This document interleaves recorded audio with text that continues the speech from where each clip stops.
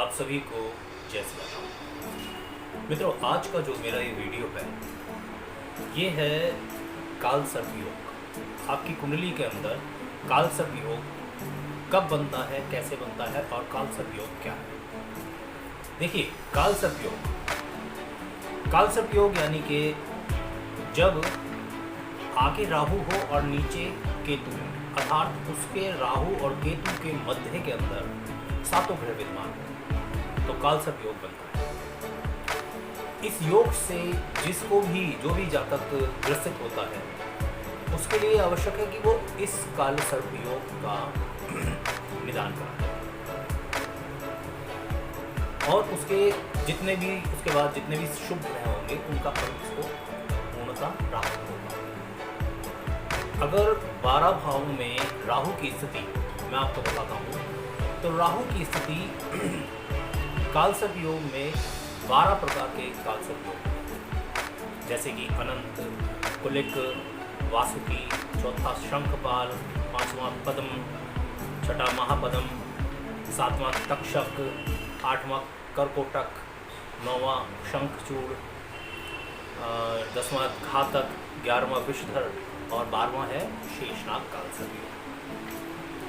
ये योग जो होते हैं ये उदित अनुदित भेद से 2 प्रकार के होते हैं। राहु के मुख में अगर सातों ग्रह ग्रसित हो जाते हैं और तो उदित गोलार्ध बनाता है, मतलब जैसे राहु ये हो गया पहले और उसके बाद सारे आते हैं, ठीक है ना। तो मतलब समझ रहे हैं आप, पहले राहु आ गया उसके बाद सारे आ गए। इसमें उल्टा भी हो जाता है, केतु आगे होता है फिर राहु पीछे होता है, ठीक है। तो उदित गोलार्ध नामक योग बनाते हैं। राहु की पृष्ठ में सभी ग्रह, तो अगर उसके पीछे हैं, अगर उसके आगे हैं सारे, ठीक है, तो सारे ग्रह मतलब राहु से आगे सारे तो उसके मुख में हो गए और राहु के पीछे हो गए सारे तो उसके पृष्ठ में हो गए। तो इसमें अगर पीछे होते हैं तो अनुदितन गोलार्ध नामक योग बनता है। यदि लगन कुंडली में सारे ग्रह राहु और केतु के मध्य में तो अंशानुसार कुछ ग्रह राहु केतु की घुड़ी से बाहर हो सकते हैं, कुछ अंदर हो सकते हैं, तो आंशिक काल सर्प योग बनता है। पर उसमें भी मतलब वो जो शुभ ग्रह है वो उसको पूर्णतः शुभ फल नहीं दे पाते।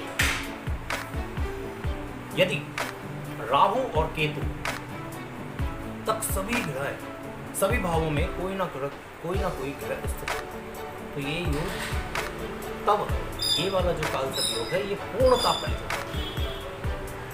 मतलब राहु के बाद एक जो 7 भाव लगातार उनके खानों के अंदर एक ग्रह बैठा हुआ है तो काल सर्प योग पूर्णतः फलित होता है। उसमें ये जो जातक होता है ये किसी न किसी रूप से आप डिपेंड करेगा कि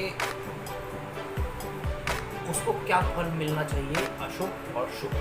तो अशुभ फल की ज़्यादा हो जाता है। ऐसे समझ लीजिए कि आप ब्राह्मण हैं, आप पूजा पाठ करते हैं और आप शराब के मधुशाला के अंदर जाके बैठे हैं। वहाँ आप कितने भी गायत्री मंत्र का पाठ करिए, आपको शुभ फल मुश्किल से ही मिलेगा। ऐसा समझ लीजिए, ये इसका तात्पर्य होगा। यदि राहु केतु के साथ सूर्य और चंद्रमा तो भी ये काल सर्प योग बहुत अधिक प्रभावशाली होगा।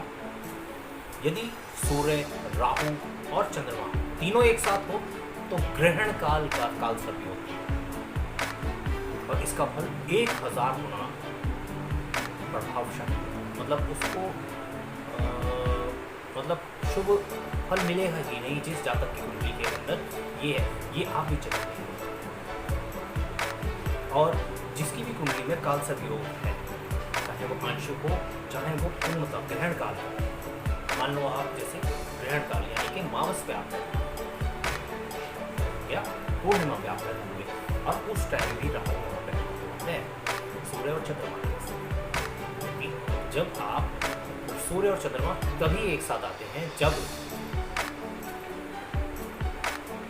सूर्य और चंद्रमा एक साथ आए कब? अमावस में, क्योंकि जैसे ही सूरज के पास चंद्रमा आएगा तो चंद्रमा को दिखेगा नहीं, और उसी की छाया से अगर उसके और पृथ्वी के बीच में चंद्रमा आने से जो ग्रहण लगता है, उस टाइम राहु भी अगर आपकी कुंडली के उसी भाव में बैठा है तो ये फल मतलब 1000 गुना बढ़ जाएगा कालसर्प योग का, और इसलिए इसमें आपको उसकी शांति करानी ही पड़ेगी।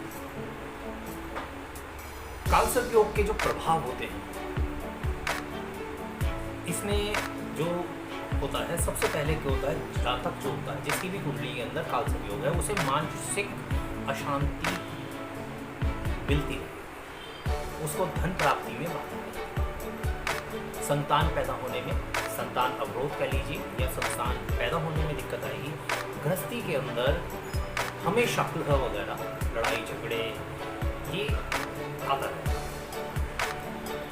जो जिस भी जातक को ये वाला कालसर्प योग जिसकी कुंडली होता है उसे प्राय बुरे सपने आते हैं, वो चौंक जाता है, ऐसे ऐसे कर लेते हैं, ऐसे ऐसे सोते सोते आपको झटके लगते हैं, मतलब कुछ ना कुछ उसके मन में अशुभ होने की आशंका बनी रहती है।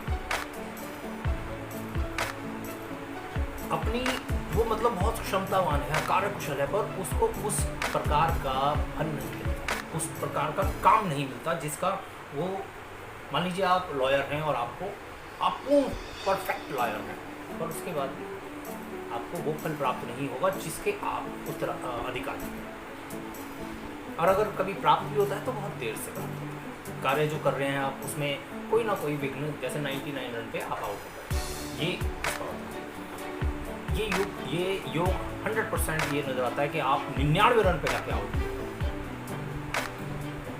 अगर आपकी कुंडली के अंदर कालसर्प योग है तो ये आपको क्या क्या रोग दे सकता है, ये मैं आपको बताता हूँ। जैसे वातपित्त, त्रिदोष जन्य ये इसके होते हैं, मतलब इस प्रकार के जो जातक होते हैं उनको वातपित्त का होता है। ये इसका बेमतलब में, जैसे आपका भी कुछ नहीं है और उसमें एकदम से एक्टिव हो जाएगा, ये लगेगा आपको कि ये हो रहा, आप दवाई भी लेंगे तब भी आपको ठीक इससे प्रॉपर सुख नहीं मिलेगा। ये कालसर्प योग के बिल्कुल 100% में लक्षण है कि आपकी कुंडली के अंदर कालसर्प योग है। जन्म पत्रिका के अनुसार ही ये पता चलता है कि आपकी कुंडली के अंदर कौन सा कालसर्प योग है और उसके आपको क्या अच्छे फल, अच्छे बुरे क्या फल मिलेंगे। मतलब अगर आपकी कुंडली के अंदर कालसर्प योग है तो उसकी शांति कराइए, और अगर आपके पास इतना पैसा नहीं है कि देखिए इस टाइम किसी के पास भी पैसा नहीं, अगर आप ये चाहते हैं कि आप कम समय में, देखिए राहु का जो दशा फल जो समय होता है वो 18 साल, और 18 साल के दशा मतलब उसकी जो दशा महादशा होती है उसके अंदर अगर आपको आपकी कुंडली के अंदर कालसर्प योग है तो आपको 72,000 संख्या, मतलब 72,000 बार आपकी कुंडली के अनुसार आपकी कुंडली में कौन सा मंत्र आएगा वो जाप करना पड़ेगा।